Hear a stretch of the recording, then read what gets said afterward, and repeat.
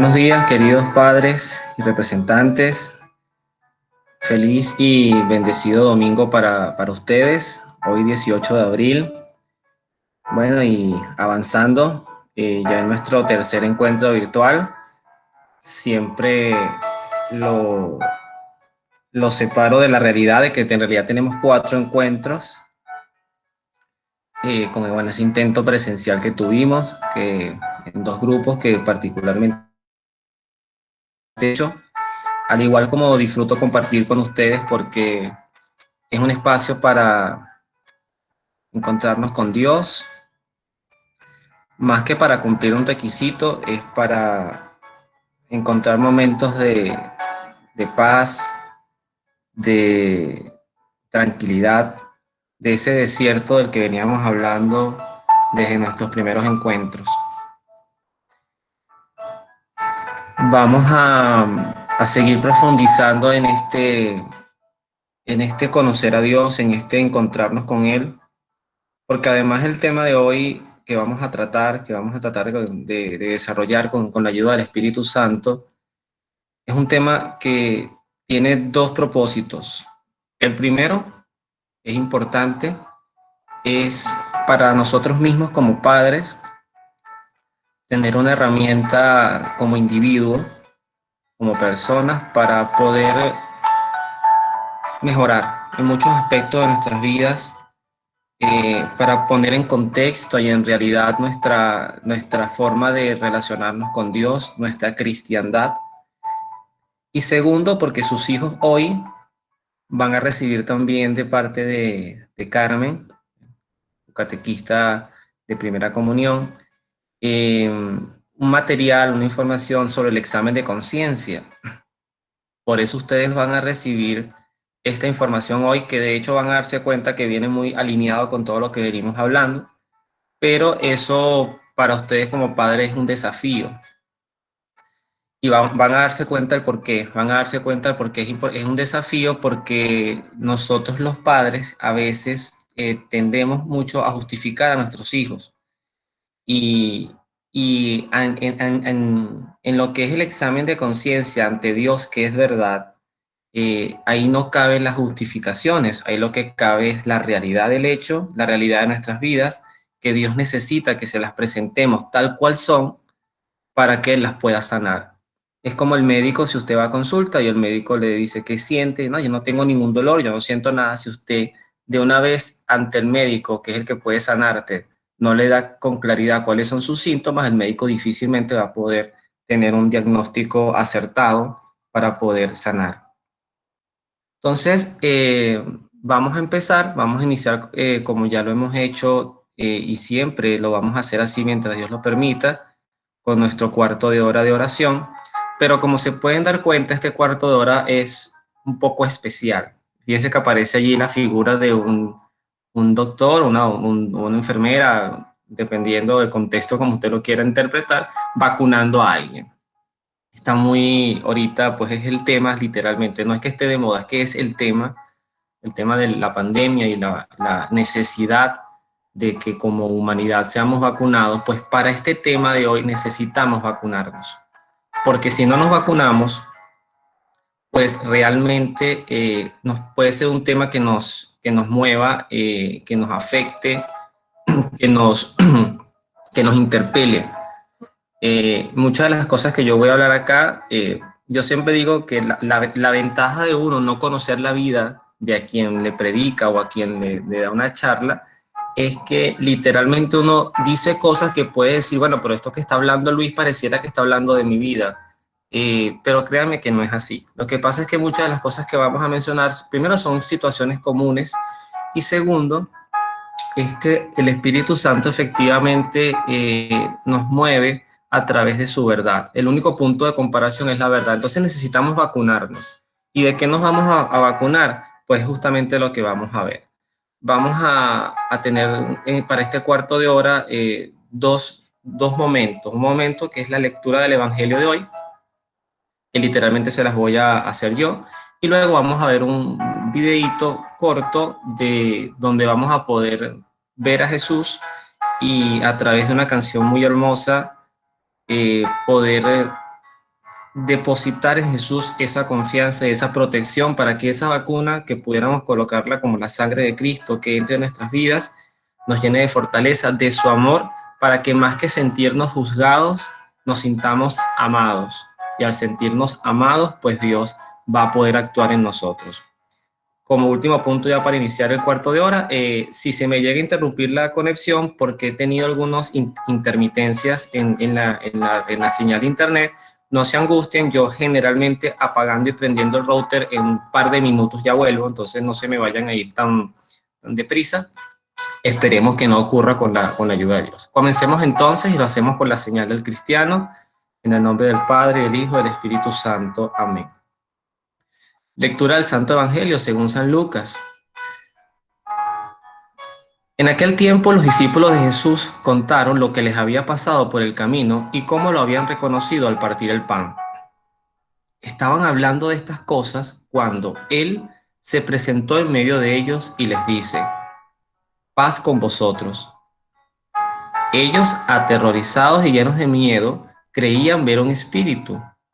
Pero Él les dijo: ¿por qué se alarman? ¿Por qué surgen dudas en sus corazones? Miren mis manos y mis pies. Soy yo en persona.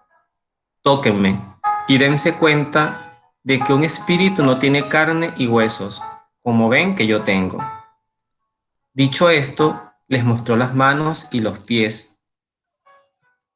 Y como no acababan de creer por la alegría y seguían atónitos, les dijo: ¿tienen algo de comer? Ellos le ofrecieron un trozo de pez asado. Él lo tomó y comió delante de ellos. Luego les dijo: esto es lo que dije mientras estaba con ustedes, que era necesario que se cumpliera todo lo escrito en la ley de Moisés y los profetas y los salmos acerca de mí. Entonces les abrió el entendimiento para comprender las escrituras y les dijo: así estaba escrito, el Mesías padecerá, resucitará de entre los muertos al tercer día, y en su nombre se proclamará la conversión para el perdón de los pecados a todos sus pueblos, comenzando por Jerusalén. Ustedes son testigos de esto. Palabra de Dios, palabra del Señor, gloria a ti, Señor Jesús. El Evangelio de hoy nos invita primero a creer realmente en la resurrección de Jesucristo. Cristo sale del sepulcro con su cuerpo resucitado, glorificado. No es igual a la resurrección de Lázaro. La resurrección de Lázaro es volver a esta vida. La resurrección de Cristo es volver a la vida para ascender a los cielos en su cuerpo glorificado. Pero además podemos darnos cuenta que es un cuerpo tangible. Es una de las promesas que nosotros los cristianos tenemos, no solamente cumplidas en Cristo, sino también para nosotros. Lo que pasa es que en el contexto de hoy no vamos a hablar de la resurrección, pero sí es importante entrar en esa finalidad. Ahora quiero quedarme en la frase final del Evangelio. Primero, que en su nombre se proclama la conversión y el perdón para los pecadores. Y allí es donde quiero centrarme en la mirada de hoy, porque justamente de lo que vamos a hablar ahorita es de la misericordia de Dios.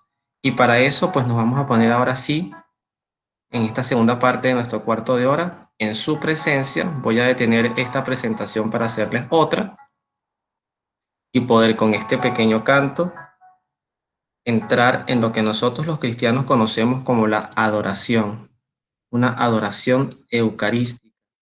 Un concierto que se le preparó a nuestro Señor llamado Cielo Abierto, y en donde allí vamos a conocer que Dios es digno de alabar, digno de glorificar, porque además es un ser, es el único Dios que dio su vida por nosotros y solamente sabe dirigirse a nosotros con un lenguaje de amor. Escuchemos con atención.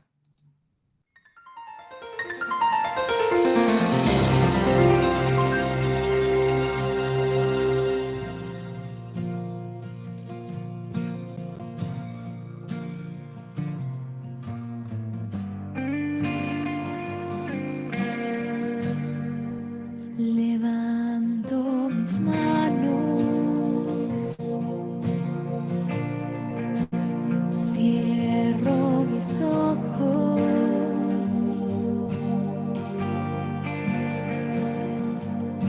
para proclamar tu nombre, Dios de poder. Levanto mis manos, cántale. Cierro mis ojos para proclamar tu nombre, para proclamar tu nombre, Dios de poder. Digno de alabar, Señor, gloria y majestad sean a ti, Rey de la creación, por siempre. Amén.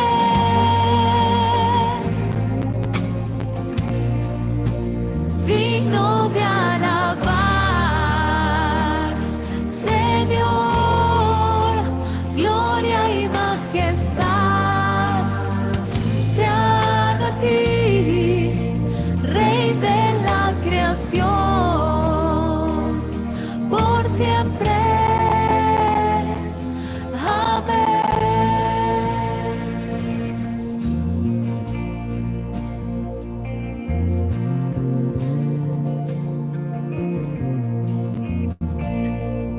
Levanto mis manos, levanta tus manos. Cierro mis ojos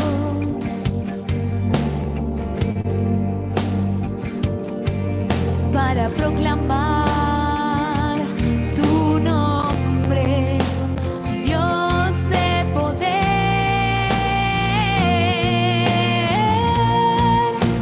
digno de alabar, Señor, gloria y majestad sean a ti, Rey de la creación, por siempre. Amén.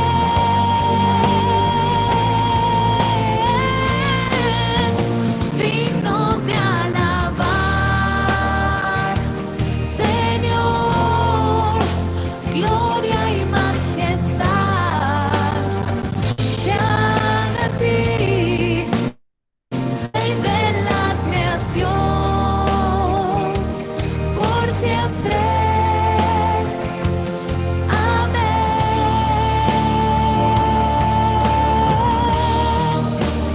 Rey de la creación, por siempre. Amén.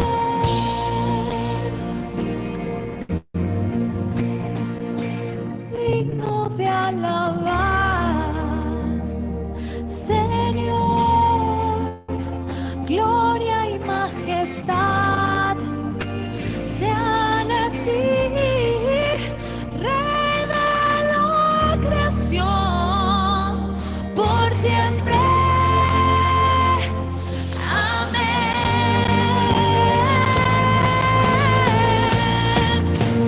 Digno de alabar, Señor, gloria y majestad sean a ti, Rey de la creación, por siempre.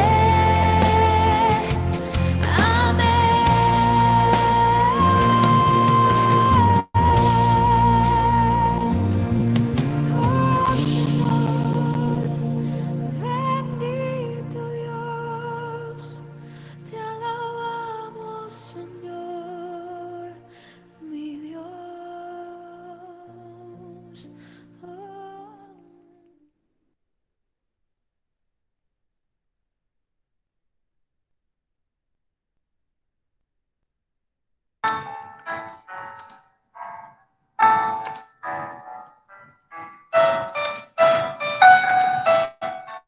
La intérprete de esta canción se llama Atenas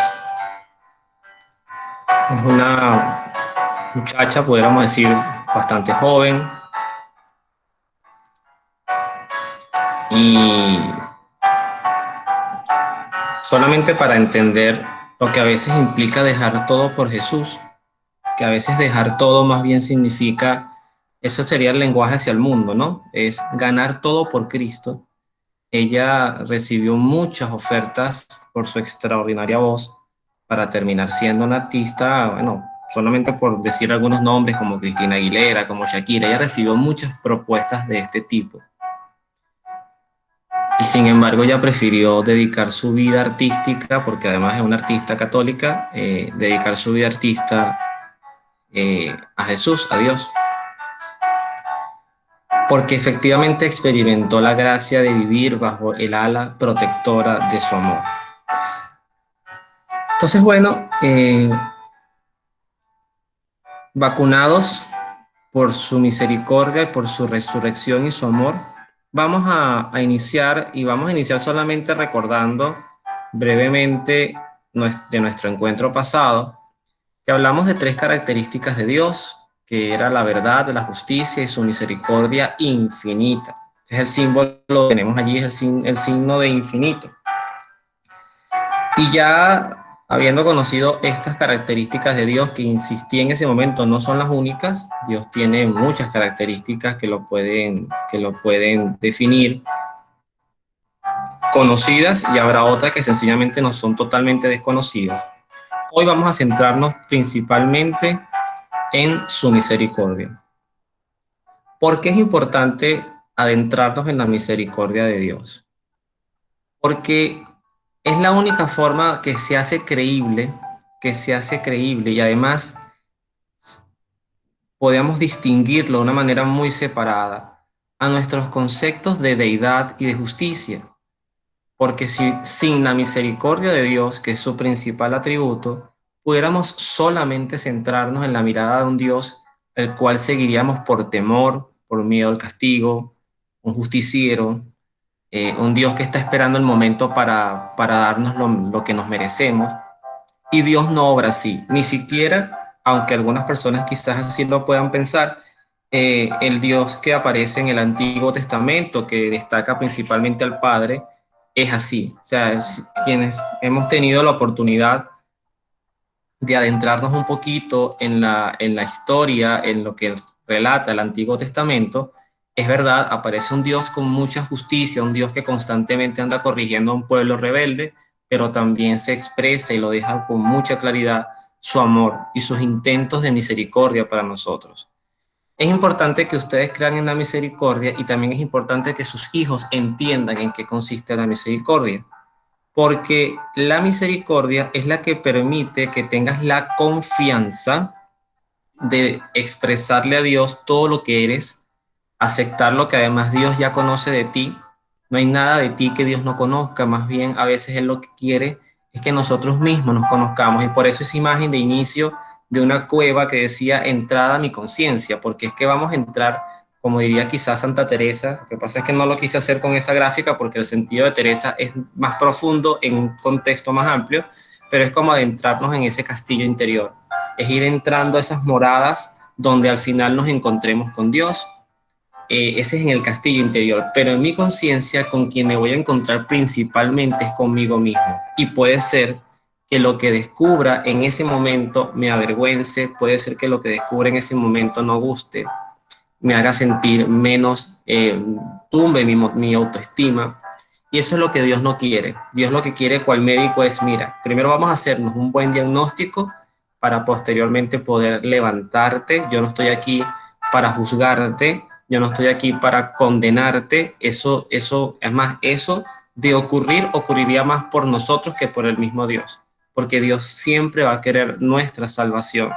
Y de las estrategias que construye muchas veces el demonio en torno a nosotros es justamente hacernos creer que no hay pecado, que, o sea, que Dios no nos va a perdonar eso, que eso mejor no lo saques a la luz, eso mejor arrópalo, agarra cual persona que barre mal, levanta la alfombra y eche ese polvito debajo de la alfombra para que quede allí y nadie lo vea. Pero en realidad el polvo sigue allí y en algún momento cuando alguien mueva esa alfombra, pues te va a sacar ese polvo nuevamente, ese tierrero, y va a hacerte sentir mal y además te va a colocar literalmente ante la verdad de Dios.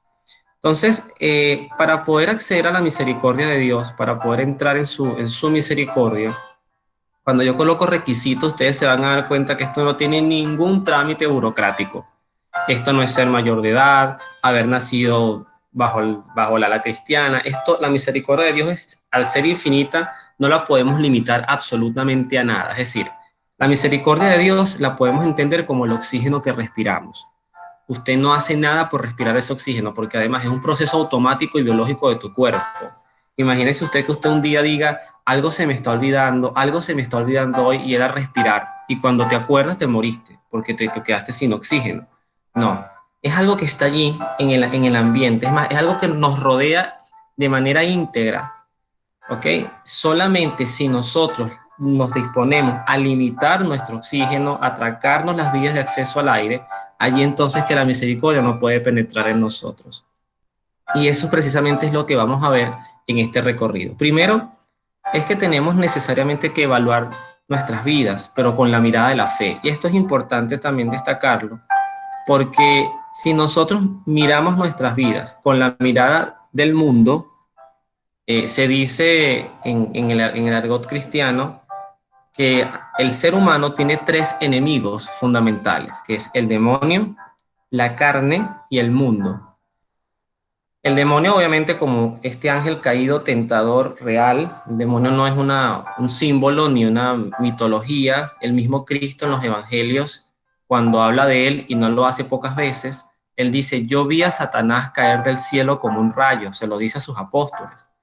Y no olvidemos que cuando Cristo va al desierto, Cristo es tentado por el mismo demonio. Entonces el demonio se presenta siempre como un principal enemigo, y es importante que ustedes sepan que ese enemigo está allí y sus hijos también lo sepan. Por eso, para evaluar nuestras vidas tenemos que evaluarlo bajo un contexto de la fe, no bajo el contexto del mundo, porque el mundo suele de manera muy amplia justificar muchas cosas. Y eso es lo que vamos a ver en este avanzar. También les confieso que me fue bastante complicado preparar este encuentro para condensarlo en una hora, o sea, es porque el contenido es muy amplio, pero bueno, esperemos en Dios que la gracia y el tiempo me lo permita para poder abarcar lo que humanamente se pueda. Otro aspecto importante es creer que Dios nos ama y nos perdona. Todo lo perdona, todo. O sea, no hay un pecado que Dios no pueda perdonar. En este punto me detengo también porque el amor de Dios, de hecho San Pablo lo dice en una de sus epístolas, de sus cartas, que él lo hace como una pregunta: ¿qué nos podrá separar del amor de Dios? Y él hace una serie de requisitos: el hambre, la guerra, la persecución. Entonces al final él concluye: nada nos puede separar del amor de Dios. No, usted puede ser, o yo puedo ser, de la persona más viciosa, perniciosa, alejada, además que vocifera, pero abiertamente en contra de la fe, que insulta a Dios. Ha habido personas que terriblemente hasta han maldecido el nombre de Dios. Y esas personas, aún así, Dios no las deja de amar. Es más, para que entendamos el amor de Dios en un contexto más amplio, Dios hacia el demonio no siente odio, porque es que eso estaría en contra de su propia naturaleza. O sea, Dios ama a todo lo que creó, porque el demonio fue creación de Dios, porque el demonio fue un ángel bueno. Pero eso no quita que cuando la persona se obstina en no dejarse amar, pues Dios, respetando su libertad, la deja vivir lo que siente, lo que experimenta. Y en este caso, pues, hay personas que no se sienten amadas por Dios, pero es porque se han negado esa oportunidad de respirar su misericordia. Y también, en esa misma línea, Dios todo lo perdona. ¿Qué quiere decir que Dios todo lo perdona? Bueno, que Dios primero sabe que nos equivocamos. No sé si ustedes recuerdan aquella pregunta que le hizo Pedro a Jesús: Señor, ¿cuántas veces tengo que perdonar a mi hermano, a mi prójimo? Hasta 7 veces, le dice Pedro, y Jesucristo le dice hasta 70 veces 7. Es decir, siempre. Pero es que, ¿por qué digo eso? A nosotros nos cuesta, pero a Dios no. Eso quiere decir, eso es como aquella historia de aquel hombre que se fue a confesar y siempre se iba a confesar con el único padrecito del pueblo y siempre era el mismo pecado, el mismo, y era una cuestión semanal. Y el padre ya estaba molesto porque oye, se supone que tiene que haber un propósito de enmienda, de no volver a pecar, hasta que el padre un día agarra y se molesta y le dice, mira, ¿sabes qué? No te voy a perdonar. Si tú vas a seguir con esta rochela, esta guachafita toda la semana, viniendo para acá a confesarme el mismo pecado, pues cuando tú realmente estés dispuesto a no cometerlo más, yo te daré la absolución.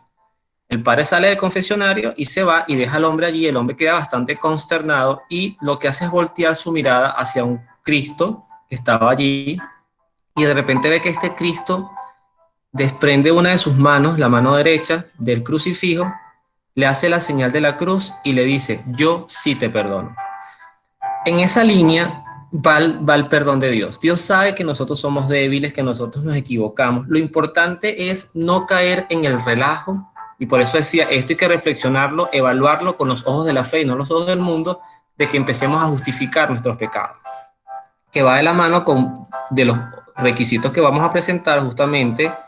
eh, Voy a presentar dos de una vez, porque van de la mano, es estar dispuestos a ser sacados de nuestra zona de confort, porque puede ser que en la zona donde nosotros ahorita nos sentimos cómodos, yo me siento bien así, eh, yo mi conciencia, de hecho, no sé si lo saben, pero la conciencia se puede dopar, se puede literalmente adormecer, como estas personas que de repente necesitan tomar pastillas para dormir, te puede agarrar su conciencia y tenerla en un estado de inercia, de silencio, donde ya usted no le hace ruido a algo que sabe en esencia que estaba haciendo mal, pero ya usted aprendió a dopar su conciencia. Y eso es sacarnos de nuestra zona de confort. O sea, que alguien se pare, así han pasado 30 años, 40 años haciendo lo mismo, alguien se pare delante de ti, en este caso es Dios, en su amor y misericordia, te diga, si sigues así, no voy a poder hacer nada por ti. Hay que sacarte de esta realidad, esto tiene que moverte, esto tiene literalmente que estremecerte. Y por eso es el último punto de los requisitos, no son los únicos, es no justificar mi realidad actual para poder sanar. Bueno, yo soy así agresivo porque es que yo de niño yo fui muy maltratado, además yo no tuve un padre en mi casa, entonces a mí me tocó solo y por eso yo soy así, pero a mí me tienen que entender, ok, tu realidad Dios la conoce, es tu verdad, no te la va a juzgar, pero necesitas entender que si sigues justificando el por qué somos así, es como el hombre bueno, hombre o mujer, en realidad esto se ha hecho, ya vamos a hablar de eso, pero eso se ha hecho muy ahorita, muy lineal, lamentablemente, que caen en la infidelidad, una tentación que todos los que estamos casados principalmente tenemos día a día que luchar contra ella. En esto no hay que relajarse.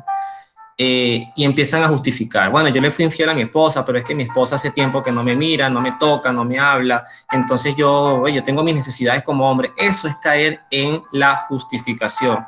Y eso en nada ayuda a sanar. Igualmente, los casos más terribles, cuando ya hay violencia de género, que también ocurre en ambos sexos, ojo, lo que pasa es que obviamente es más notorio y también yo diría más cobarde cuando ocurre del hombre hacia la mujer, cuando el hombre golpea a la mujer y después le dice, esto es culpa tuya porque tú me llevaste si tú sabes que yo no me controlo, ¿por qué hiciste esto? ¿Por qué me gritaste? Etcétera. Cuando empezamos siempre a justificar lo que hacemos y que además sabemos está mal, ahí no hay posibilidad de sanación. Literalmente, y termino con este punto, es como lo que ocurre con Alcohólicos Anónimos.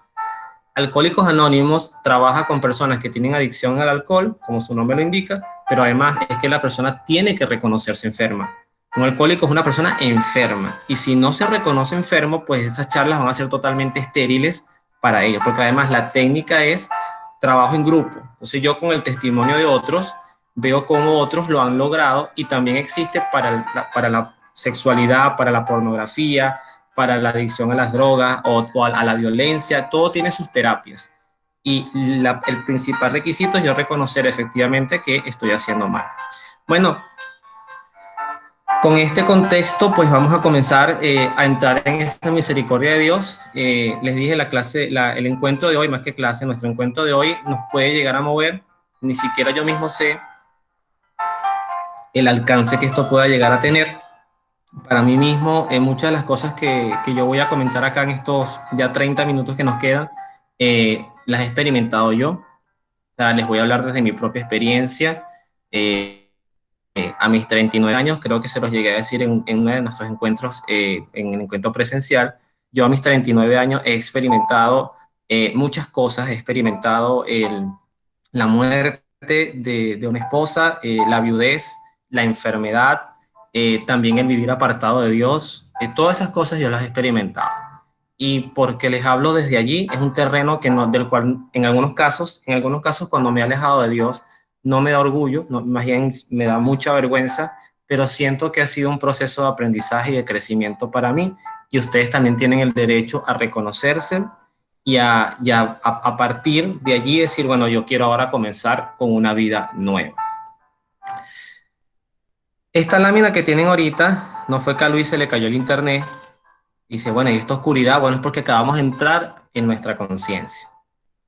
Y nuestra conciencia sin Dios es así, es una pantalla oscura, es una cueva sin luz, es un lugar de soledad, de mucho silencio, porque además si tienes una conciencia drogada, adormecida, pues no es mucho lo que vas a conseguir allí. La misericordia de Dios, cuando llega a nuestras conciencias, a nuestras vidas, va a llegar literalmente como una linterna. Si estuviéramos en el siglo XIX, diría una vela, pero bueno, vamos a aprovechar la tecnología. Una luz. Lo importante es quedarnos con la esencia de la luz.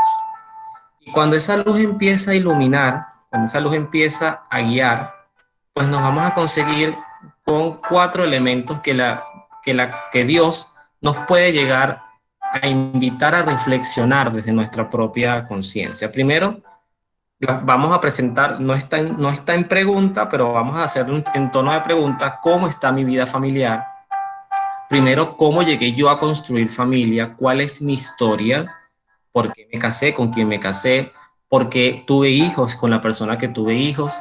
¿Por qué hoy estoy separado?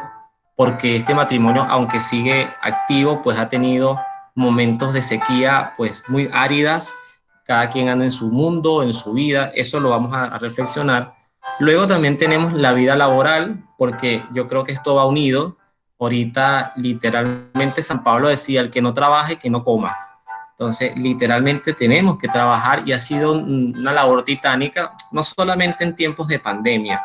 Venezuela, desde que yo existo, yo nací en el año 81 y creo, si la mente no me falla, de repente ustedes conocen la historia mejor que yo, pero creo que fue justamente en esta década del presidente Luis Herrera, cuando ese viernes negro, pues Venezuela lo que ha conocido en su economía es inflación, inflación y todo ponerse caro y el dinero nunca alcanzar. Esa ha sido literalmente la historia que por lo menos yo humanamente yo no, me ha tocado vivir. Además yo no viví la Venezuela del está barato dame dos, no viví esa Venezuela de la prosperidad, pero sí me ha tocado vivir una Venezuela donde el trabajo se ha hecho no solamente algo para llevar el sustento al hogar, sino para literalmente sobrevivir y poder pues atenuar todas estas necesidades que van surgiendo en nuestras vidas.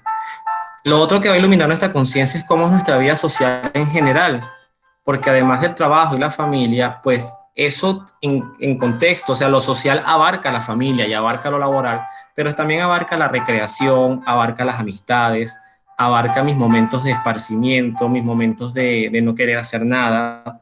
¿Qué hago yo con mi vida? Mientras ese corazón está latiendo día y noche, porque el corazón no se puede detener, si se detiene, pues dejamos de vivir. En ese latir de corazón, en ese llamar a vida de una manera integral, cómo está mi vida social en general. Y lo último que va a iluminar la misericordia de Dios en nuestra conciencia es nuestra vida de fe. ¿Dónde estamos dando nuestra fe?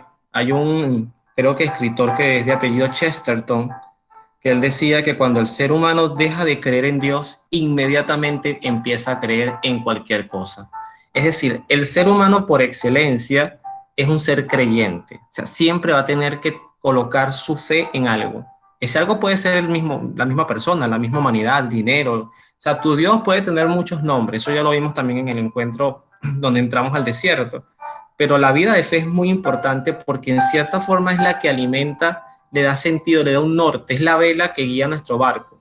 Si esa fe no está bien enmarcada, no está bien dirigida, pues nosotros podemos terminar haciendo cualquier cantidad de cosas que no tienen sentido en nuestro caminar. Es más, nos pueden poner en peligro.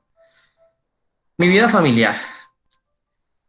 Yo no quiero aquí generar polémicas, no es mi idea, pero como les dije que esto lo vamos a iluminar desde la fe, nosotros lo que entendemos desde la biología, no voy a hablar ni siquiera de fe, sino de la biología, es que solamente existen dos tipos cromosómicos de vida, XX y XY. Y eso es lo que marca nuestra biología. Y además el Génesis nos explica que Dios crea al hombre y la mujer en complemento, no uno superior al otro, no uno enmarcado en el dominio sobre el otro, sino que en un complemento hermosísimo. Hay un sentido útil, hay un sentido existencial, que es primero amarse, construir lo que hoy llamamos familia, amarse, y de ese amarse pues vendría la procreación. Pero antes de llegar allí, sencillamente nosotros existimos como individuos. Aquí sí podemos literalmente separarnos desde la biología, los que son XY a la derecha, los que son XX o las que son XX a la izquierda. Esos son los cromosomas posibles. Ya después hablar de tendencias, de preferencias, de gustos sexuales, eso no es el tema de hoy, pero por eso me centro en la biología. Y Dios desde la creación, desde su lenguaje perfecto de la creación, porque además el Génesis nos explica que lo hizo todo y lo hizo bueno, le da al ser humano en sí mismo una explicación de su voluntad. ¿Cuál es la voluntad de Dios? También está recogido en el Génesis y Jesucristo lo vuelve a recoger en los Evangelios. El hombre dejará a su padre y a su madre, se unirá a su mujer y los dos serán una sola carne. Y en esa línea, en ese plan, pues surge lo que nosotros pudiéramos llamar el amor. Este es el ideal. Yo sé que esto no siempre ocurre así, no vamos a entrar en el conflicto de si esto a veces funciona o no funciona, sino que en el ideal pues hay una unión clara de dos personas que se aman, que se entregan, que se dan todo, que no se guardan nada para sí. Y para llegar a este punto tienen que conocerse. No, cuando digo conocerse no es, yo voy a hablar en lenguaje de adultos, no es harto sexo, no es harto placer, no es harto disfrutarse. Eso no es conocerse, eso es utilizarse. Conocerse es conocer tus pensamientos, tus proyectos, tu andar, tu familia, porque bueno, también puede ser que tu esposa sea maravillosa, pero nunca falta el cuñadito fastidioso, la suegra metida, y eso pasa por ambas líneas. El hombre que tiene la mamitis al extremo y todo lo piensa y lo razona, es que si mi mamá me dijo, es que mi mamá opina, y cuando nos visita mi mamá o tu mamá, entonces nos cambia la casa y nos cambia en dónde van las ollas. Eso es parte de la dinámica familiar, pero eso es parte del conocerse. Y en ese punto me detengo. Hay una historia bien importante sobre el matrimonio. Hay una muchacha muy inteligente. Las mujeres suelen ser muy inteligentes y muy intuitivas. Y es lamentable a veces que la mujer no use ese talento, sino que se deje llevar por lo que, por eso le decía, lo que el mundo demanda. ¿Y qué es lo que el mundo demanda? Que usted sea sensual, que usted muestre lo que tiene, que usted voltee miradas en la calle. Entonces, a veces por ese exceso de erotismo, la mujer pierde atributos que de por sí tiene por naturaleza, que es ese llamado sexto sentido. Esta muchacha tenía un novio y se amaban mucho, se querían mucho, y un día particularmente, ellos programan una ida para la playa, y ella llega hasta la casa de él. No es típico, generalmente el hombre por caballerosidad, esa galantería, pues el que va a buscar a la novia, pero ese día coordinaron que ella iba hasta la casa de él porque iban a salir todos en un grupo, iba la familia de él y ella iba como invitada. Cuando están próximos a salir, la mamá del novio le dice, mira, acuérdate de tu tío Francisco. Y el novio dice, mamá, pero por favor, ¿cómo vamos a llevar al tío Francisco? ¡Qué fastidio! Cuando la novia se queda así intrigada, ve que el tío Francisco anda en una silla de ruedas. Y el novio le dice a su mamá, ella escuchaba la discusión, intuición, inteligente. Ella escuchaba la discusión, le decía, mamá, ¿para qué vamos a llevar al tío? Entonces hay que estarlo cargando, esa silla de ruedas, nos quita espacio en la maleta. ¿Qué va a hacer mi tío allá? No se va a poder ni bañarse. ¿A quién lo va a tener? La mamá se molesta porque era su hermano. Y le dice, yo no te estoy preguntando, te estoy diciendo que vamos a llevarlo, necesita sol, etcétera. ¿Qué hizo la novia? Hizo su viaje, su paseo, su cuestión, se relajó, practicó, o sea, compartió, y luego al regresar le dice a él esta pregunta que marcó el fin de la relación. Le dice, fulano, yo me puse a pensar, si a ti te da fastidio llevar a tu tío que está en una silla de rueda a la playa, ¿qué ocurrirá conmigo si más adelante a mí me da un cáncer y yo tengo que estar postrada en una cama? O sea, esa es la actitud que tú vas a tener para cuidarme, para cuidar a nuestros hijos, para cuidar a mi madre. En el caso que tuviera una situación, también te va a fastidiar mi madre. El muchacho se sintió interpelado y además enmudecido. Dijo, caramba, no supo nada que decir, lo que hizo fue agachar la mirada y ella descubrió que no tenía en su haber a un proyecto de esposo, lo que tenía era literalmente un pasar el rato, una persona que le daba una alegría momentánea, no había un proyecto familiar. Esa línea es lo que precisamente marca la conciencia de lo que la iglesia nos enseña de la familia. Oye, usted le va a entregar su vida íntegra a alguien, tiene que conocer a ese alguien. Que puede salirte con sorpresa, sí, porque además nunca terminamos de conocer a nadie al 100%, pero el compromiso, y esa palabra es clave, la familia se construye sobre sacrificio, compromiso y responsabilidad. Y eso quiere decir en las buenas y en las malas, en la salud y en la enfermedad. Decía en estos días un ponente, él es de familia asiática, pero vivió toda su vida en Colombia, sus rasgos son muy asiáticos. Él decía, nosotros no tenemos ex mamá, ex papá, ex hermano, pero sí tenemos ex esposos o ex esposas. Y precisamente porque este contexto, claro, de que esto es para toda la vida, a veces se nos mueve, porque ya se ha hecho costumbre el tema del divorcio, se ha hecho costumbre el tema de que yo no tengo que calarme nada, yo no tengo que sufrir por nada.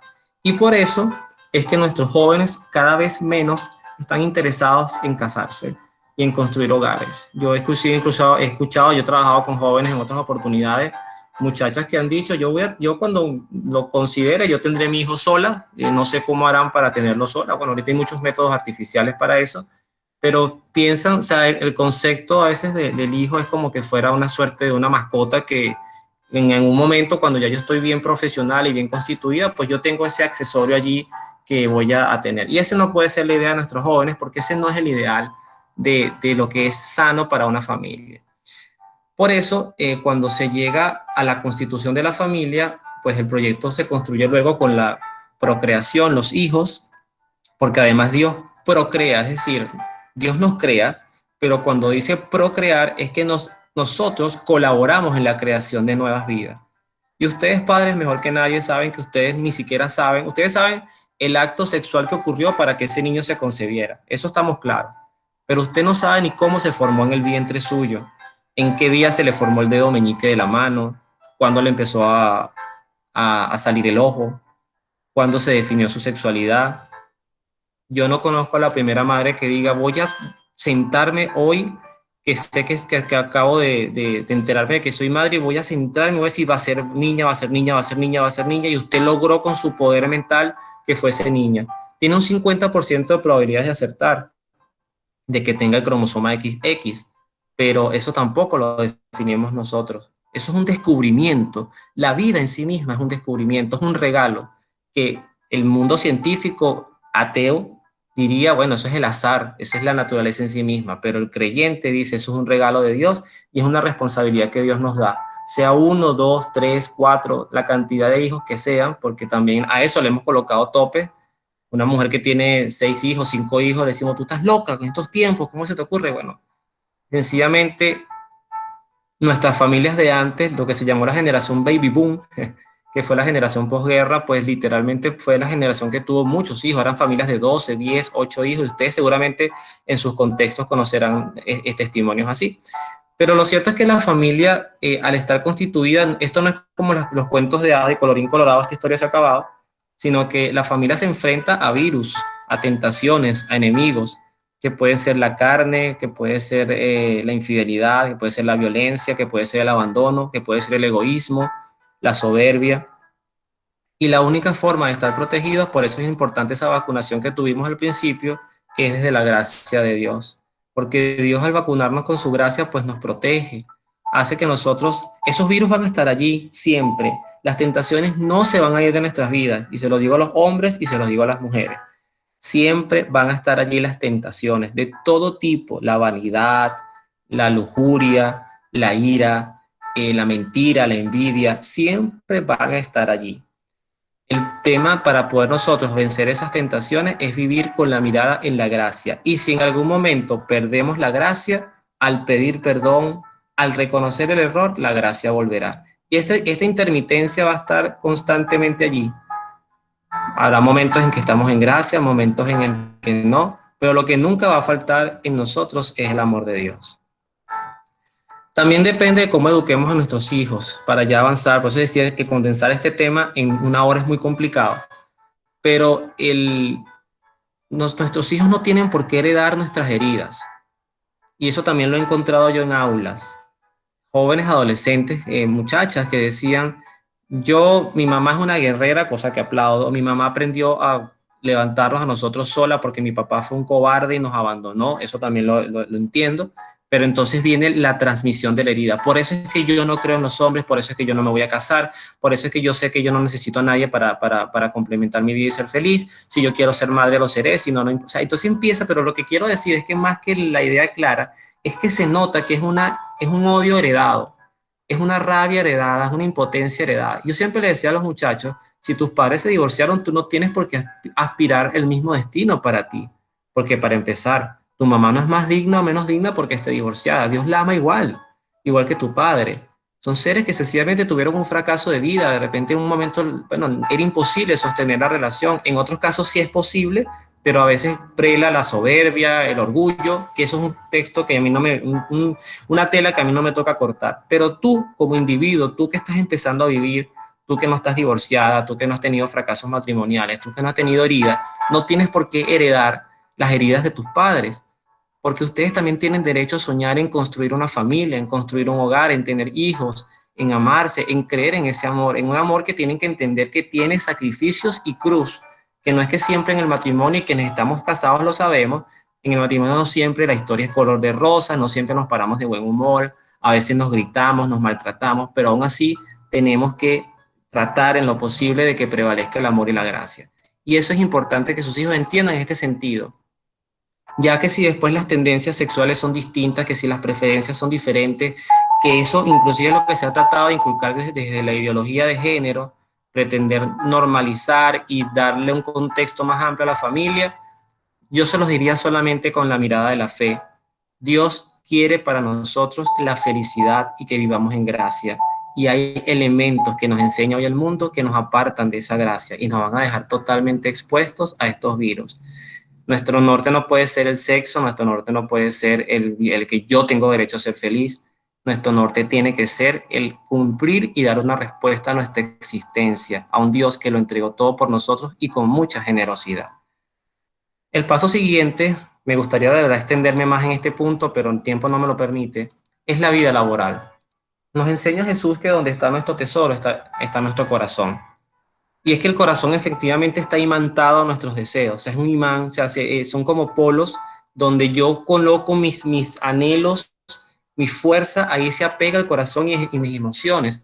Y entonces eso puede estar enmarcado en mis títulos, mis estudios. Hay personas que no saben hablarte sino desde el título. Yo, licenciado, de hecho, yo al principio cuando estaba recién graduado, yo caí mucho en eso. Yo todo lo firmaba licenciado, licenciado. Entonces la gente en un momento que una amiga, que le agradezco mucho, me dijo, Luis, ya sabemos que te graduaste, tranquilo, avanza, sal de allí. Era muy antipático estarle restregando el título cada rato a todo el mundo, como que toda mi existencia empezó a tener sentido desde que me gradué, cosa que es totalmente falsa, yo lo enseño así. Sus hijos no van a ser más ni menos personas porque estén graduados. Es un lenguaje que a veces los padres le colocamos a nuestros hijos, estudie para que sea alguien en la vida, no, ya desde que estaba en el vientre suyo, su hijo es alguien, es un ser amado y con un plan de vida. El título, bienvenido sea, ¿cuántas personas con títulos no han hecho tanto daño al planeta? El título no inyecta valores, el título no hace a las personas mejores, eso es mentira. Entonces, colocar todos nuestros anhelos en los títulos, al final el título nos puede colocar en un altar donde nos podemos sentir superior a los demás y eso no es sano a la hora de vivir la fe. Nuestros ingresos, gano mucho, gano poco, ¿hasta cuándo? Y resulta ser que en la mirada de Dios nos podemos dar cuenta y Dios te puede preguntar, hijo, hija, pero mírate, o sea, estás viviendo en la calle, estás dejando de comer. Sí, has pasado trances difíciles, has pasado seguramente momentos de dificultad, de salud, de que te has privado de algunos gustos, es verdad, pero tampoco centres todo tu sentido en los ingresos, porque además los ingresos nunca serán suficientes, porque nuestros niveles de gastos siempre son proporcionales a nuestros ingresos. Yo puedo decir hoy, que lo digo transparentemente, yo gano menos de $100 mensuales, pero si yo ganara $500 mensuales, seguramente gastara $490 mensuales. Y si ganara $1,000 mensuales, seguramente gastara $990 mensuales. Porque nuestros ingresos generalmente nuestros gastos son proporcionales a nuestros ingresos. Entonces tampoco en los ingresos está la respuesta a nuestra felicidad que anhela el corazón. Luego está el poder, porque a veces desde lo laboral puedes también tener unos grados de poder. Yo les voy a contar una experiencia que yo tuve un trabajo. Una vez tuve un ascenso inesperado, no lo esperaba. Y eso generó en un grupo, en una persona particular, un choque porque además me tocó tomar decisiones difíciles. Y lo que esta persona dijo de mí en su momento fue, dale poder y conocerás quién es. Además, otros calificativos que no voy a traer acá. Dale poder y conocerás quién es. Y a mí eso me hizo reflexionar mucho, no crean que fui indiferente a eso, porque efectivamente dije, ya va, ¿cómo tengo que entender yo esta responsabilidad que hoy podemos llamar en el mundo poder? Como lo explicó Jesucristo. El que quiera de ustedes ser el primero, que se haga el último, el servidor. Y a partir de allí es importante saber que aunque tengamos en algún momento mucho poder para hacer muchas cosas, ese poder tiene que estar siempre enmarcado en la responsabilidad, en el amor, en el respeto, en el servicio. Si eso no lo tenemos claro, podemos literalmente ser unos tiranos desde nuestros propios trabajos.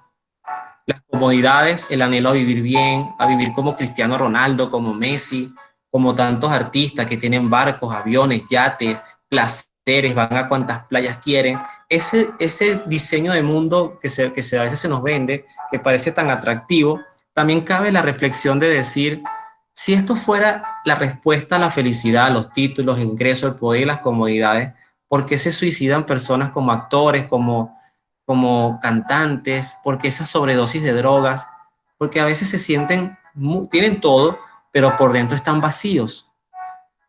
Yo tuve la oportunidad una vez, he tenido varias oportunidades, pero tuve la oportunidad de ir a Píritu, eso queda por allá por Falcón, está en un pueblito, de hecho el pueblito se llamaba Guamacho, queda en el estado de Falcón, y eran casitas verdaderamente humildes. Pero cuando les digo humildes, queridos padres, eran unos ranchitos. Yo creo que los ranchos en Caracas son más lujosos que lo que yo me conseguí allí. Y estas personas, llegaron los misioneros, decían, llegaron, la primera vez que yo iba en misiones, y más, yo me hice la idea de que yo iba a pasar hambre. Yo que soy tan frufru, como quien diría en criollo, que a mí no me gusta eso de acostarme en la grama porque se me suben las hormigas y no me gusta bañarme con agua fría. Bueno, yo me hice mi mundo y me creé mi escenario de que yo iba a pasar trabajo. Pero bueno, Señor, todo sea por tu gloria, decía yo. Y resulta ser que cuando yo me consigo en ese pueblo, yo, Dios mío, aquí voy a morir, dije yo. Una semana aquí sin internet, sin señal. No, no, yo, bueno, Señor, todo sea para tu gloria. Y les puedo decir, queridos padres, que esa fue la semana donde yo más me harté de comida, pero hasta los tequeteques, que fui tratado como un príncipe, que a mí no me, que las casas se peleaban por atender a los misioneros, que hacíamos las tres comidas y nos colocaban postres. Eran familias extremadamente humildes, que dejaban de comer ellos por atender a sus misioneros. Wow, ahí sí les digo a ustedes que ahí está el amor y el sentido de la existencia, el desprendimiento, el confiar en la providencia. Porque además a nosotros los administradores nos enseñan que las empresas tienen que generar ganancias, que tenemos que evaluar la competencia y en cierta forma aplastarla, ser nosotros los líderes, los mejores. Y eso tampoco es el sentido de la vida. Lo laboral tiene que tener mucho cuidado. Si vivimos para el mundo, vamos a responder a esto. Si vivimos para Dios, este no es el contexto. Y lo último, ustedes dirán, Luis, ¿por qué colocas el erotismo? Bueno, porque efectivamente, queridos papás, hablemos con honestidad. En nuestros trabajos tenemos que, más los trabajos latinos, tenemos que colocar serias barreras, esas burbujas para evitar que se nos excedan las amistades laborales en otras cosas, se nos convierta lo laboral en otra cosa. Y sé que me están entendiendo. Esos juegos de palabra, esos toqueteos, esas fiestas de fin de año que antes se hacían, ahorita no por la pandemia, donde el único requisito es que usted no podía ir con su esposo, o sea, ni con su esposo, ustedes solo trabajadores. Y yo viví en un banco que trabajé, una vi, lo palpé, una compañera de trabajo que guiada por el alcohol y por la euforia, pues ese día particularmente metió la pata hasta el fondo con un compañero de trabajo y eso le marcó su matrimonio para siempre.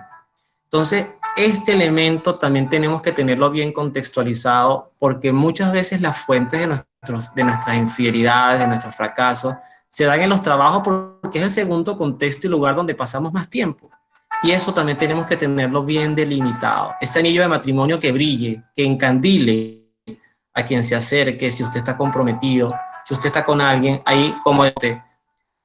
Los matrimonios que se piden espacios, tú ten tu espacio y yo tengo el mío, en esos espacios que usted para que entre alguien.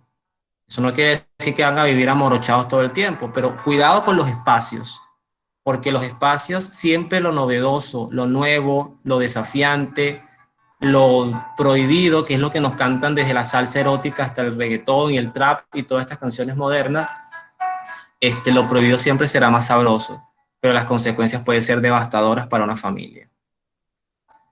Para ir inclinándonos hacia lo final, nuestra vida social y sobre todo la de nuestros jóvenes hoy se centran en esta imagen, ¿no? Redes sociales, ahí está nuestra vida social, ahí está, en esas pantallitas planas está definida todas nuestras amistades, todos nuestros gustos, todo nuestro entretenimiento, y es igual literalmente a esto. Es como vivir en un mundo paralelo, en una realidad virtual, pero cuando vemos la fotografía, cuando salimos de esa Matrix y nos encontramos con lo que somos, podemos ser personas totalmente solas. Y por eso se nos descuadra y sus hijos se vuelven locos cuando se quedan sin internet. ¿Cuántas veces yo no escucho, profesora, es que no me pude conectar porque no tiene internet? Pero padre, ustedes y yo sabemos que a veces eso no es la verdad. Ustedes y yo sabemos que a veces esa no es la verdad. Pasa, pero no siempre es la verdad. Porque a veces justificamos los megas, uy, es que lo... y se gasta. Pero a veces estos muchachos pasan horas viendo videos de YouTube, viendo series, viendo el Instagram, viendo el Facebook, relacionándose entre ellos. Y por ahí se van aliando. ¿Y cuáles son los gustos que hoy se emanan de lo social? Voy con imágenes duras. Bueno, hijo, y a veces es la mano de un padre. Esta imagen a mí me recuerda a lo que decía Jesucristo. ¿Quién de ustedes como padres, que son malos, decía Jesús, ustedes que son malos, sin embargo, ¿quién de ustedes como padres su hijo le pide un pan y le da una piedra? Nadie, ¿verdad? Entonces Jesucristo decía, bueno, ¿cuánto más el Padre a ustedes lo que le pidan, si su Padre es bueno, se los dará? Y a veces yo pienso en esta mano dándole a un hijo un preservativo, un condón, una madre, y dice, tenga, hijo, tenga, cuídese. Eso sí, harto sexo, bastante, tenga, pero eso sí, se me cuida. Y vamos a ver la imagen de esta muchacha que está en el columpio, de repente acaba de la experiencia sexual y se sintió devastada, dolida, utilizada, pero no quedó embarazada, que ese es el propósito del condón. Está sana, no tiene sida, no tiene sífilis, no tiene gonorrea, no salió embarazada. Yo como papá lo logré, pero ella, su corazón ahí está destruido porque fue usada, porque fue manoseada, porque además el muchacho al día siguiente se encargó de decirle a todo el mundo que se acostó con ella. En algunos casos extremos hasta la grabaron. Y eso no lo protege un condón. El condón no está hecho literalmente para proteger el corazón, está hecho para proteger el cuerpo. Y eso es lo que Pablo VI en la encíclica Humane Vitae, y esa es la posición de la iglesia, esto es lo que veía proféticamente el Papa, cuando él decía cuidado con predicar esto. Cuidado como padres entregarle esto a sus hijos, decirles cuídense, porque el cuidarse no es sinónimo de respetarse. El cuidarse es quitarme yo, como ocurre con el aborto. Este niño viene con síndrome de Down, pues vamos a matarlo porque ese niño va a sufrir. No, no, él no va a sufrir. El que va a sufrir es tú como papá, porque te va a tocar ahora atender a un niño con una limitación, porque además son niños como ángeles literalmente, pero es una limitación de vida o viene con alguna malformación. Y la protección no es para el hijo, es para mí. La niña no me venga con una barriga a los 12 años, cosa que yo estoy totalmente de acuerdo en que no debería ocurrir, pero sí les estamos pregonando el discurso del preservativo. Luego viene el discurso de la rumba, nuestros muchachos y nosotros mismos a veces que de madurar, si por nosotros fuera todos los días fueran un viernes. Yo tapé estas fotos que aparecen aquí porque yo no sé si alguno de ustedes aparecía ahí en la foto, después me metí yo en tremendo rollo. Entonces, bueno, yo voy a colocar esa foto que coloqué en internet, un hijo suyo, pero voy a tapar las caras. Pero fíjense ustedes, esa vida vertiginosa de disfrute, están allí y están moviéndose, ni siquiera saben qué están haciendo, ni siquiera están respondiendo a una exigencia social, que además también va unido a lo otro que generalmente se pasa en el tiempo, es desconectados, recibiendo, un cerebro que recibe música, recibe información, pero que a veces deja de producir. Y eso te pasa a ti y a mí también. Y entonces por eso nos conseguimos esas dificultades en el pensamiento, esas dificultades en el razonar, esas dificultades en el leer, en el escribir, porque literalmente estamos siendo seres pasivos ante un mundo que nos necesita activos. Para finalmente, lo único que nos queda es esta foto muy que describe jóvenes cansados, jóvenes fatigados, jóvenes que se acuestan a las 4 de la mañana porque no hay ninguna norma en el hogar y entonces cuando se tienen que parar a una clase pues sencillamente no se paran. ¿Cuántos de nosotros con honestidad no sabemos que nuestros hijos si nosotros no los levantamos pueden seguir corridos hasta las 11 de la mañana? Pero además nos da cosita pararlo porque mientras está dormido pues no molesta y yo puedo avanzar en el trabajo. Yo he caído en eso y he caído ahorita, siglo XXI, año 2021, yo he caído en eso. A mi hijo a veces lo ha costado bien tarde para que me permita, por ejemplo, poder compartir encuentros con ustedes como los de hoy, porque además él tiene una voz bastante poderosa en algunos momentos. Pero son muchachos que no tienen tiempo para lo que deberían tener, ¿no? E invierten sus tiempos en otras cosas. Y vuelvo a la imagen de la muchacha del columpio. Al final tenemos jóvenes heridos, jóvenes vacíos, jóvenes que cuando se acaba el alcohol, cuando se acaba el sexo, cuando se acaba la música, cuando no hay internet, no se hallan. Y nosotros mismos, también como adultos, podemos vernos en esa imagen difícil. Eso es lo que nos ilumina la conciencia de la misericordia de Dios. Con Dios nunca nos sentimos vacíos, con Dios no necesitamos internet para comunicarnos con Él, con Dios no necesitamos ver pornografía, decirle a un hijo que masturbarse es normal, hágalo bastante, es más, pero eso sí, no delante de mí, cuando de repente con eso también estamos inyectándole un concepto hacia la mujer, un concepto hacia la mujer muy utilitario. La masturbación, por ejemplo, no es como excretar una necesidad fisiológica, la masturbación requiere una guía, casi como la del Big Bang, en la mente, donde la persona tiene que recrear escenas sexuales y generalmente esas escenas coloca allí a la maestra, a la compañera de clases, a la amiguita, y después vienen estas obsesiones, estas enfermedades, que además se ha considerado, no lo digo solamente yo, que la pornografía genera una adicción a veces hasta peor que las drogas mismas. Entonces, cuidado con lo que llamamos normal, cuidado hacia donde estamos dirigiendo a nuestros hijos, a no tener autocontrol, a no aprender a decir que no, a tener su propia identidad, a no responder al mundo. Mire, yo estoy pensando honestamente ahorita dedicarme al mundo del tatuaje. Cada vez que yo salgo a la calle y veo jóvenes, todos, casi todos están marcados por algo. Además, cosas que nada más entienden ellos. Y no es que yo voy a ponerme aquí a condenar el tatuaje, sino me centro en la pregunta, ¿qué significa ese tatuaje para ti? ¿Qué hacía falta en tu vida antes del tatuaje que ahora sí lo tienes con el tatuaje? Esa justamente era la pregunta de fondo que uno podía hacerse con este tipo de ejercicios. Y como eso, tantas cosas, ¿qué responde a tu vida? ¿Qué responde a tus deseos? ¿Por qué te peinas así? ¿Por qué siempre tienes que tener los pantalones de tal forma? Esas son las preguntas de fondo existenciales. ¿A quién me quiero parecer para dejar de ser yo mismo? Esas son preguntas existenciales, queridos padres, que tenemos que acompañar a nuestros hijos, porque si no, no es para asustarlos, pero también los índices de suicidio en jóvenes en el mundo, especialmente en Europa, han aumentado de manera considerable porque son jóvenes que ya se sienten que han quemado todo, ya se acostaron con todas las que podían, bisexualidad, orgías, alcohol, mucha música, mucha rumba, mucha irreverencia, no hago nada en casa, no lavo ni un plato, Generalmente nosotros siempre tenemos en nuestras casas a los hijos como el que está acostado con el cuaderno en la cabeza. Ay, mamá, estoy cansado, estoy agotado, pero para el mundo, para los amigos, como decía un padre, luz para afuera y oscuridad para adentro.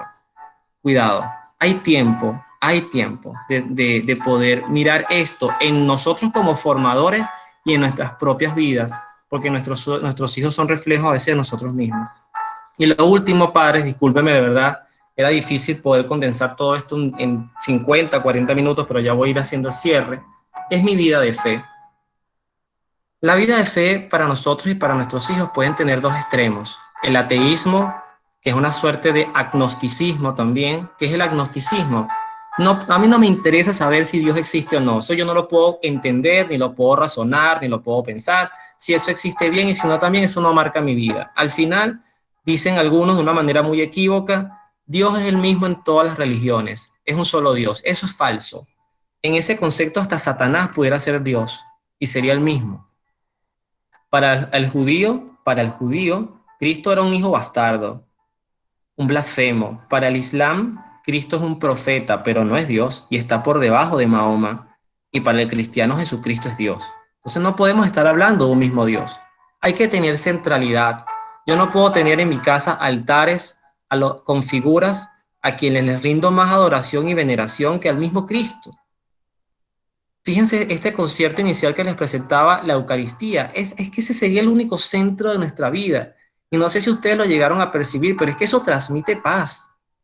Y no tenemos que estar buscando atajos, ni en los horóscopos, ni en los signos, ni en las adivinaciones, ni en las sectas que tienen muchas denominaciones, espiritismo, santería, cualquier cosa. Que muchas veces caemos en esto no por maldad, no porque seamos seres malos, ojo, porque no, eso ni a mí me corresponde juzgarlo, pero sí por desesperación y por ignorancia. Un amigo a quien aprecio mucho, él un día tuvo un cuadro de como una convulsión, eh, donde en ese momento, yo diría no para su bien, una vecina que era espiritista súper practicante, fue la que lo logró asistir y lo logró calmar. Él era un muchacho de iglesia, de esos que catequista, pero ella en ese momento, con ese cuadro, se valió de esa debilidad y le dijo, mira, amigos, lo que pasa es que tú tienes un poder, un don, tú eres materia, tú tienes un poder potente y yo te voy a instruir porque además no tiene por qué haber ningún conflicto entre ser cristiano y ser espiritista. Y efectivamente él compró esa idea y se fue a la montaña de Sorte, se hizo dos tatuajes, uno de María Leoncia y el otro del Negro Primero, eran sus dos padrinos, y él empezó una vida espiritista. Y se sentaba conmigo y me decía, pero es que yo puedo hacer las dos cosas, no hay conflicto, nosotros creemos en Dios. Y yo solamente le dije, Satanás también cree en Dios, hermano, Satanás también cree en Dios. Y no porque Satanás cree en Dios, Satanás ama a Dios o es cristiano.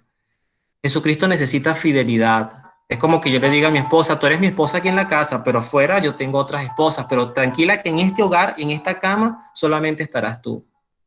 Eso es lo que a veces hiere un poquito a Dios en su corazón. No tanto las traiciones, porque sí, sino la desconfianza en Él. Esos momentos de debilidad. En el libro de Oseas, Oseas es un profeta del Antiguo Testamento llamado los profetas menores, es el primer profeta. Ese libro, si ustedes lo pueden buscar en sus Biblias católicas, a mí me impacta cómo empieza el capítulo 1, porque Dios le dice, ve y cásate con una mujer que se prostituye. Y Oseas fue y se casó con una mujer que se prostituía porque para esos tiempos existía la prostitución sagrada, era un rito. Y muchos hombres escucharán esto y dirán, concha, lástima que yo no nací en esa época. Era la prostitución sagrada. O sea, usted iba y usted tenía relaciones con una sacerdotisa y era por fertilidad, seguridad. Eran unos ritos a los dioses Baales. Pero ¿qué quiso Dios marcar a Oseas con esa enseñanza? Que así se sentía Dios con su pueblo. Si nosotros éramos su esposa o la iglesia, cuando nosotros nos entregábamos a otras creencias, era como, y discúlpeme lo duro, pero es así lo dice el texto, era como prostituirnos. Pero aún así él nos seguía amando y era lo que él decía, lo que vivir con Oseas. ¿Tú amas a tu esposa? Sí, bueno, igual yo los amo a ustedes, pero aún así me he tenido que soportar sus infidelidades, sus traiciones, y sigo allí fiel, como un perro fiel, porque Dios nos ama. Y eso es importante que sus hijos entiendan el norte, y ustedes también, por favor, el norte y la importancia de serles fieles a Dios, de que en Dios están todas las respuestas y los silencios. Y esos silencios, esos no, también hay que aprender a vivirlos. Usted no le dice que sí a todo lo que su hijo le pide, y si lo hace está cometiendo un gran error.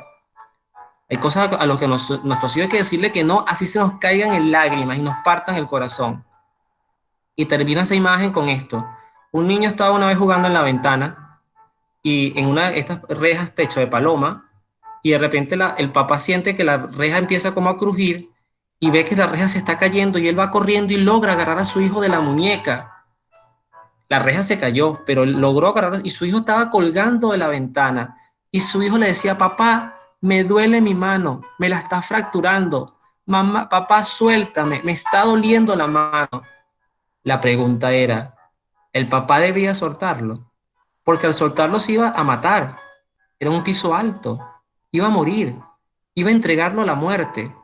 Así te toque rescatar a tu hijo y fracturarle la emoción, así escuches de sus palabras, mamá, papá, te odio, ojalá no fueras mis padres, así te toque escuchar y ver esos maltratos, nunca sueltes la vida de tu hijo, hasta que ya sientas que tiene claro que cuando tú no puedas estar, como Juan Pablo II, cuando murió su mamá a una edad muy joven, él fue a una iglesia ante una imagen de María y le dijo, ahora tú serás mi madre.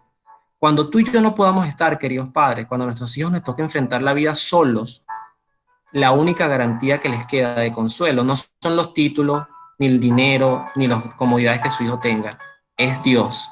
Quien tiene a Dios en su corazón claro y aprende a experimentar su misericordia, no se someterá al suicidio, al vicio. Se equivocará, sí, por supuesto, pero sabrá quién buscar reparación y consuelo. Por eso les dejo como actividad final, como lo hacemos todos nuestros encuentros, estas tareitas. Primero, ¿qué necesitamos de ustedes, padres? Velar que sus hijos ejerciten un buen examen de conciencia, privado y personal, que es lo que Carmencita seguidamente ya les va a decir. Ojo, no se pongan ustedes a escribir los pecados con su hijo. Imagínese usted, una vez un niño le preguntó a una catequista, esto fue en otro colegio, profesora, tenía 8 años, 8 años. Profesora, ¿masturbarse es pecado? La catequista peló los ojos y le dice, ¿por qué me preguntas eso? Dice, bueno, porque es que yo veo pornografía desde los 8 años y por ende ver pornografía implica lo otro, ¿no? Y imagínese usted que su hijo esté ahí escribiendo los pecados con usted y tenga que exponerle a Dios que ha hecho esas cosas, o que ha robado, o que ha golpeado, o que ha deseado a fulana, o que ha sido un mentiroso, o que hizo algo muy malo. Su hijo necesita privacidad. ¿Es recomendable hacer una lista? Sí. Y nosotros los padres que somos tan jorungones, pues nos gustará leer esa lista. Posiblemente la tentación de leerla esté, pero no les recomiendo que lo hagan. Solamente oriéntenlos, oriéntenlos. Díganle que sean ante Dios más sinceros que lo que son, inclusive ante el mejor de sus amigos. Muchas veces sus hijos tienen mejores amigos a quienes les cuentan cosas por encima de lo que nos contarán a nosotros como padres. Pues imagínense que Dios, por eso el teresiano dice, Jesucristo el amigo. Y siendo el amigo, Cristo, no hay ningún pecado que lo vaya a horrorizar. Lo que quiere es ayudarnos y ayudarles. Lo otro, ustedes como adultos respondan a la guía de un buen examen de conciencia. Padre, es importante que lo hagamos, que seamos sinceros con lo que somos, con lo que tenemos, que seamos sinceros con nuestras vidas.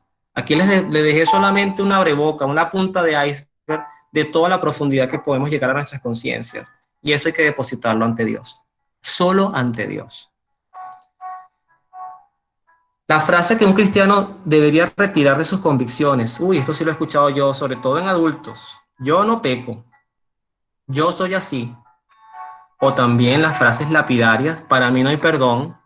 O la última, yo me confieso directo con Dios, no con curas, porque los curas son unos pecadores, y es verdad, yo conozco más de uno, pero es a través del sacramento que el sacerdote administra que Dios nos da su gracia. Es lo mismo que decir, entonces tampoco comulgues o recibas la hostia, porque quien la consagra es un cura, y el cura puede ser que ese día tenga las manos sucias de pecado, pero no por eso el sacramento deja de ser eficaz. Yo recomiendo confesarse con sacerdotes que no conozcan, de esos que no sepan ni cómo te llamas, porque ahí la objetividad va a ser mayor. Diferente es tener un asesor espiritual, que puede ser también tener roles de confesor, pero otra cosa es pararte con la objetividad ante un ser, y cuando estés ante él, imagínate que es Jesús. No pienses que es el hombre que está delante de ti. Imagínate que es Jesús a quien le estás hablando, porque el sacerdote te responderá desde la revelación, desde la palabra, y sabrá orientarte en el caminar. Por eso, por eso se pueden conseguir también situaciones que yo llamaría con profunda tristeza. Hay sacerdotes que también nos empiezan a justificar los pecados. No vale, pero no seas tan dura contigo. Eso no es pecado, tampoco las cosas son así. Cuidado, cuidado, cuidado, porque aunque eso nos guste oírlo, eso no es correcto. Escuchen a sus conciencias. Dios nos habla a través de la conciencia. Y termino con esta que también es parte de la lectura de hoy del apóstol San Juan en una de sus epístolas. En la primera carta de San Juan, dice: hijos míos, os escribo esto para que no pequéis, pero si alguno peca, tenemos a uno que abogue al Padre o ante el Padre, a Jesucristo, el justo. Él es víctima de propiciación por nuestros pecados, no solo por los nuestros, sino también por los del mundo entero. En esto sabemos que lo conocemos, en que guardamos sus mandamientos. Quien dice, yo lo conozco, y no guarda sus mandamientos, es un mentiroso, y la verdad no está en él. Pero quien guarda su palabra, ciertamente el amor de Dios llega en plenitud, o llega a él a su plenitud. Palabra de Dios, te alabamos, Señor. Bueno, queridos padres, me detengo porque sé que ya Carmencita debe estar también próxima a entrar con el mismo enlace con los jóvenes. De verdad que esto es un tema que, bueno, según nuestra programación, yo voy a consultar eso con el equipo pastoral, pero nos quedaría un último encuentro la próxima semana. Ya veremos cómo va evolucionando todo de aquí en adelante. Yo de verdad lo que he querido es que tengamos una continuidad y espero así se haya percibido, una continuidad de profundizar en el amor a Dios, de mejorar como cristianos, que son recursos que también nos van a ayudar a educar a nuestros hijos, a ser mejor personas. Y, y seguramente más de uno se irá un poco movido de nuestro encuentro de hoy, pero insisto, cuidado con la tentación de creer que somos, discúlpeme la palabra tan dura, que somos basura, que no valemos nada. Cuidado con esa tentación, eso no es lo que Dios aspira de nosotros. Dios dice, yo te amo, y parte de esa afirmación innegociable, yo te amo, y ahora voy contigo a sanarte, a levantarte. Así que, mis queridos padres, pues ahora le doy el paso a Carmencita para que pueda hacer su encuentro con los jóvenes. Esperemos que estos recursos compartidos hoy pues les haya dado un contexto claro de lo que es la misericordia de Dios, de su amor infinito. Gracias a ustedes por los comentarios que están colocando en el chat. Para mí es un honor, para mí también esto es formación, para mí mismo.